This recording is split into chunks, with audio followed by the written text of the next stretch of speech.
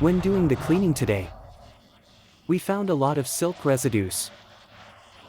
It's possible that there might be symbols or writing on the silk. We must consider this possibility. Following this way. If there were no words left in the world, what were the secrets the Sanxingdui people were trying to hide? Writing has always been the biggest mystery of Sanxingdui. Given the large scale and rich artifacts, it seems unlikely that Sanxingdui had no writing. The bronze turtle shell-shaped grid once again brings hope of finding writing. Oh, writing. I think this jade will have something. The falling snowflakes seem to cover all the past secrets, just like more than 3,000 years ago. The Sanxingdui people, hesitating to speak, braved various hardships, with time rolling up dust at their feet.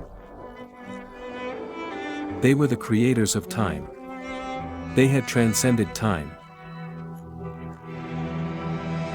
Perhaps time has turned the ancient civilization into buried treasures. But we believe that the tides of history will once again stir the waves of civilization. Nature remains unchanged, and the song continues.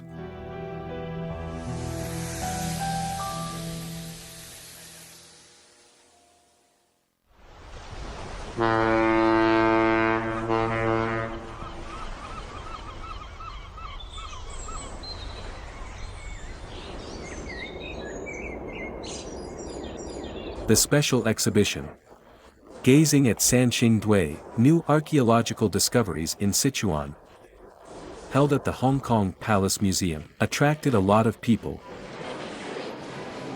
This exhibition in Hong Kong showcased 120 precious cultural relics, 23 of which are national first-grade ones, and some were exhibited outside Sichuan for the first time. It's the gazing theory. The gaze of paintings or artifacts also looks back at us. We hope to bring the audience closer to cultural relics and further inspire everyone to approach them. Return to Sanxingdui means returning to a world full of unknowns. Everyone has a puzzle they want to solve.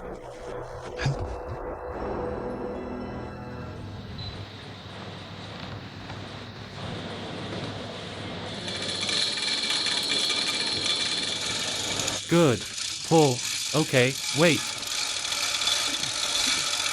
The bronze tiger head and long body statue was unearthed from pit number 8, about 80 centimeters high.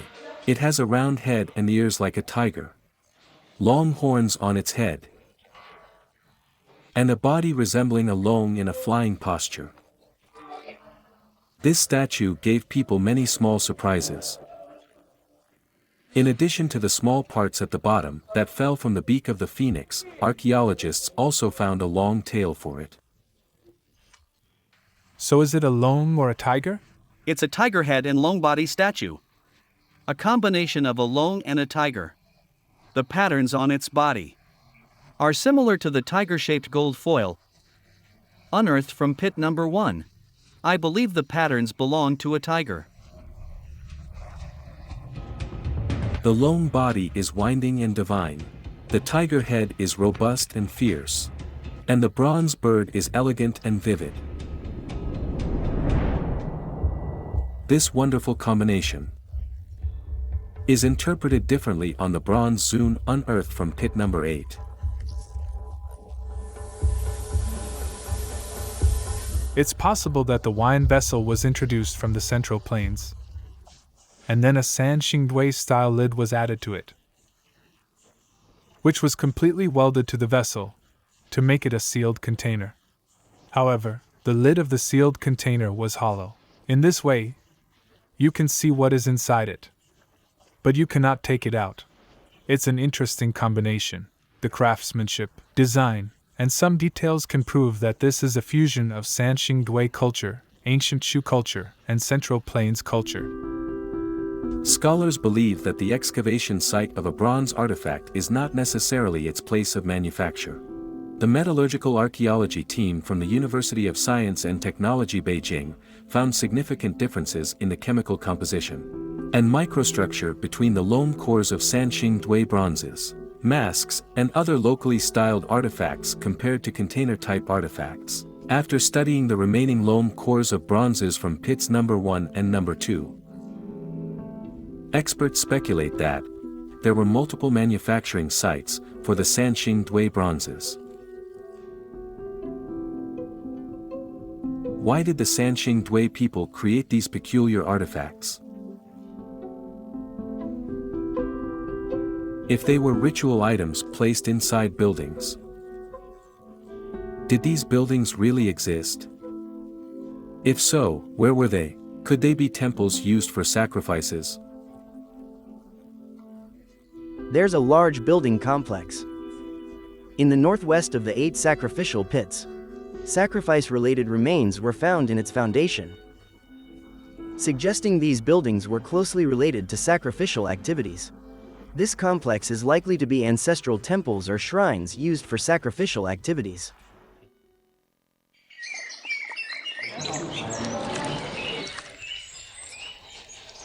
What's in the back? Seashells, bamboo fibers. Why is it called Pandora's box? I don't understand. Treasures. Unearthed from pit number 7, the bronze turtle shell-shaped grid is the most mysterious of the artifacts unearthed from pits number 3 to number 8. It has a bronze exterior, shaped like a turtle shell, with an oval grid structure. Its one side has a switch similar to a hinge and latch, suggesting it can be opened and closed. Silk residues were also found on the jade inside. Bronzes, silk, and jade are the symbols of Chinese civilization. They are all perfectly represented in this artifact. There were also silk residues on the jade of the bronze grid, and the area was relatively large. They existed in large pieces, and we needed to fully extract all the complete information. And to do so, it must be opened up. The grid held the jade in between, creating a mechanical lock with 4 long heads at the corners, only 2 of which are locked together. This locking mechanism posed a major challenge for the cleaning work. Hold it carefully. All right. To figure out the inside of the long head, experts performed an X-ray flaw inspection on the bronze turtle shell-shaped grid. Look, this is obvious. This is the bottom. This is the upper layer. When combined, you can see an edge, indicating that the tube of the long head is not too thick. If it's thick, there will be the corner. Besides, it's too thin if we can lower the... It proves that the thing inside is well preserved. This one and the one beside it don't have a long head. We need to remove that. How long is it? 8 centimeters. The results of the X-ray are actually consistent with our visual observations. The neck of the long is hollow. The grid's 2 antennae mechanically inserted into the long head. Since it's a mechanical structure, we don't need to break it. We only need to clean the rust inside it. And I think we can open it. This piece is really firmly adhered to it. Nothing happens. That is bad. So it was sealed back then. We are now sure it was recast in all 4 directions. The design is really something. It wasn't designed to be opened. As the totem and symbol of the Chinese nation, the long once again became the focus. The bronze turtle shell-shaped grid has 4 long heads as its corners, signifying its importance to the Sanxingdui people. Who was it made for? Why was it made?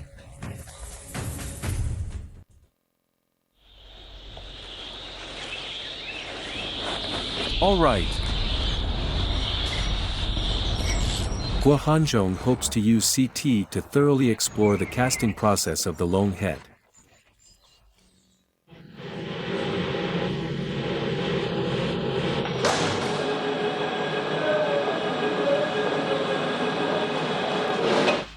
There are 2 protruding parts. Here are the 2 protruding parts.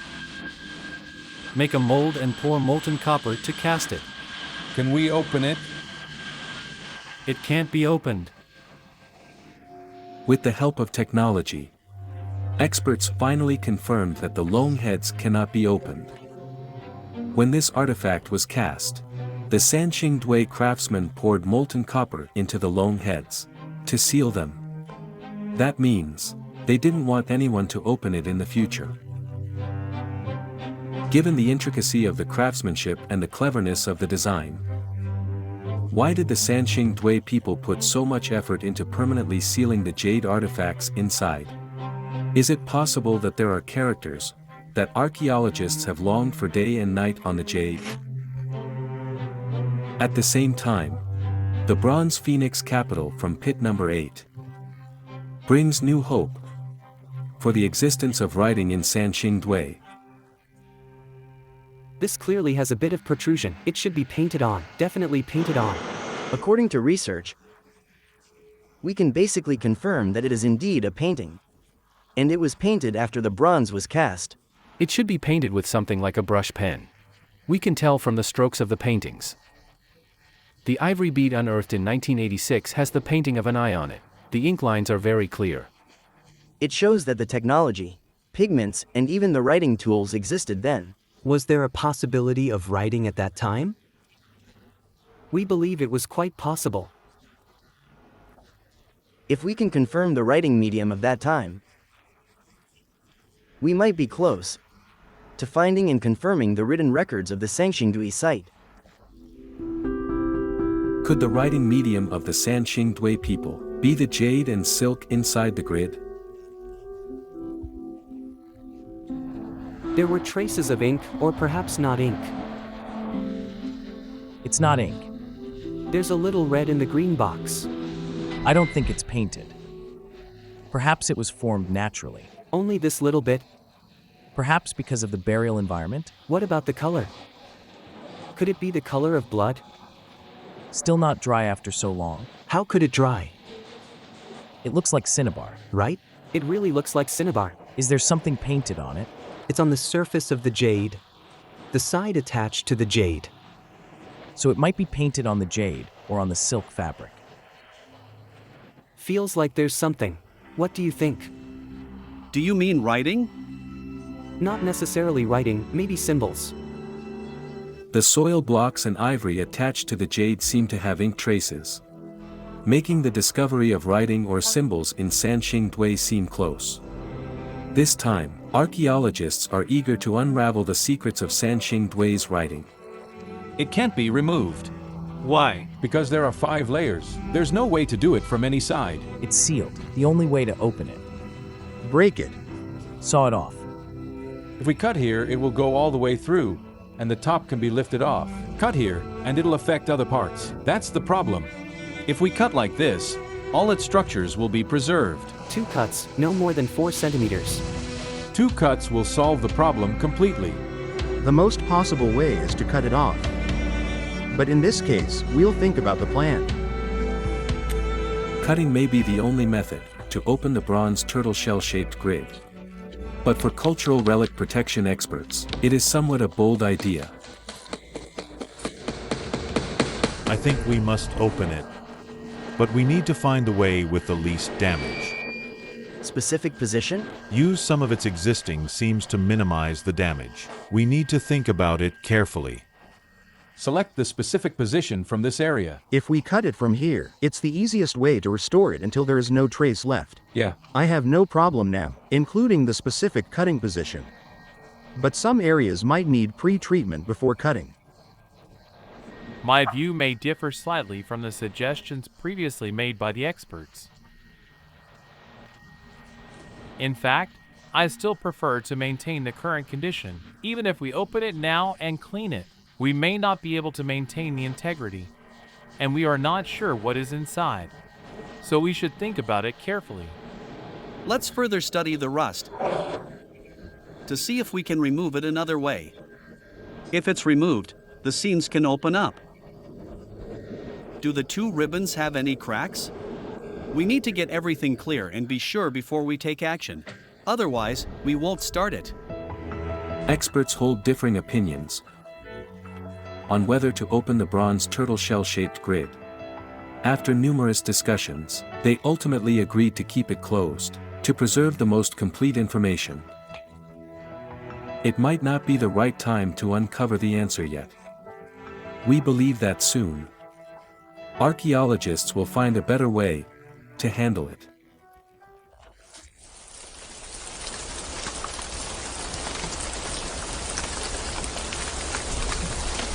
However, archaeologists have not given up hope of finding writing in symbols.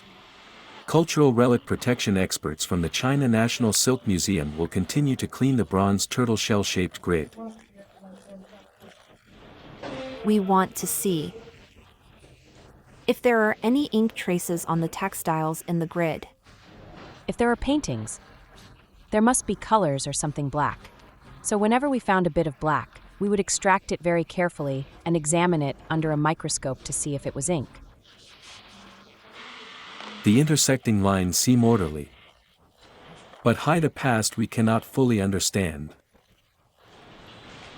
In the F45 grid, a few strokes look like ink traces, but I'm not quite sure yet.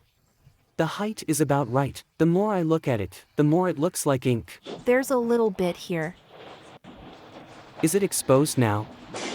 When we conduct infrared imaging and hyperspectral imaging analysis on each piece of silk extracted, there are always some ink traces. But the areas where they were found are too small to determine if they are some patterns or characters. The numerous exquisite artifacts unearthed from Sanxingdui suggest they may have had a highly developed civilization. If there was no writing system, how could they have created and passed down these crafts through oral tradition alone? For example, symbols like eyes or the sun can't be called writing. If we can find writing in Sanxingdui in the future, it will only be a little more immature than the bone script found in the Central Plains. But it should not still be in the stage of using pictographic symbols as a means of expression. Perhaps there are undiscovered writings beneath this land. Or maybe the Sanxingdui people used other methods to communicate. With their diligence and wisdom, they created a great and unique civilization. First, we found it very surprising and were full of anticipation. Then step by step, we really went through a very long time. Although we didn't find it, the process was extremely precious. What is exciting about Sanxingdui is you don't understand it. You're at the very beginning of a long journey. It will take you many decades to understand Sanxingdui. The discovery in 1986 already shocked the world. The discoveries at Sanxingdui have rewritten the picture of China's Bronze Age. No one had expected such a surprising collection of bronze artifacts to be found in southwest China. The Sanxingdui people not only created deities with human heads and bird bodies, but also crafted numerous statues in various shapes, using bronze and wood. These creations have added a new chapter to our art history and made a significant contribution to Chinese civilization. The bronze divine tree, bronze altar, gold masks, jade sewn, jade knives, and other time-traveling artifacts witnessed the brilliance of civilization's dawn and the magnificence of its nascent stage. Now, they serve as the key to return to Sanxingdui, and as messengers guiding us toward the future. These new discoveries help us better understand the achievements of the people in this land during their era. One of the important things that Sanxingdui has reminded all of us is that China is, of course, a huge region, and that is a very colorful mosaic of different cultures that interact and evolve in different ways. And so it becomes very hard to talk about the history of one China, but with very different colors. And what makes China rich and important is what we would call diversity. We think diversity is very important. And the more diversity you have, the more ideas you will have, and the better new industries, for instance.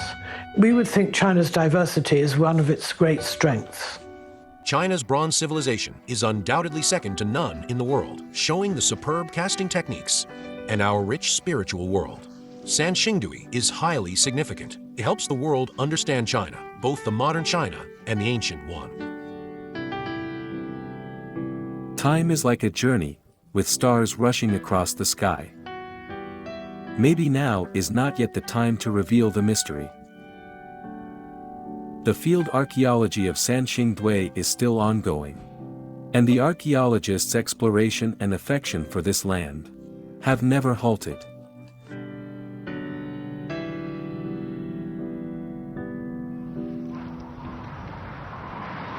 In the Spring Festival of 2024, the Sanxingdui Museum experienced a long-absent snowfall.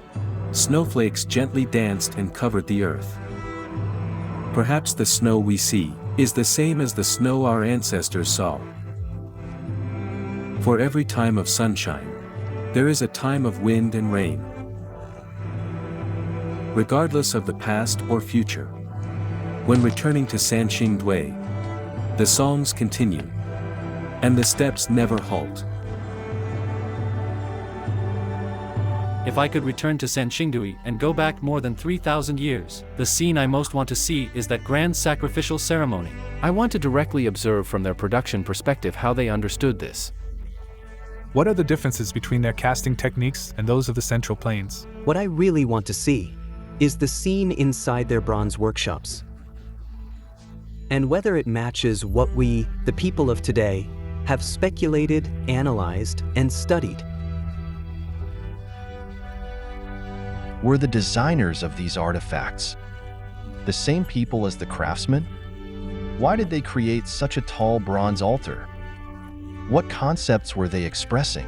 I hope to sit by the Yaz River 3,000 years ago and watch the sunset of that era. I want to see the funeral of a king from the Sanxingdui period and know where the royal tomb is. I wanted to know who was there and especially what they were thinking. Is there one nation or two nations? Or are they just different tribes of the same nation? Their identities, statuses, and ranks, I want to know all of these. If I could return to Sanxingdui, going back more than 3,000 years, my biggest wish would be to see the glorious and splendid ancient Shu civilization, and find out where their writing was at that time. Returning to Sanxingdui means returning to our spiritual homeland. We know China from Sanxingdui. History is like a long song, resonating across the world. The great imagination and creativity of the Chinese people have been passed down and will flourish endlessly.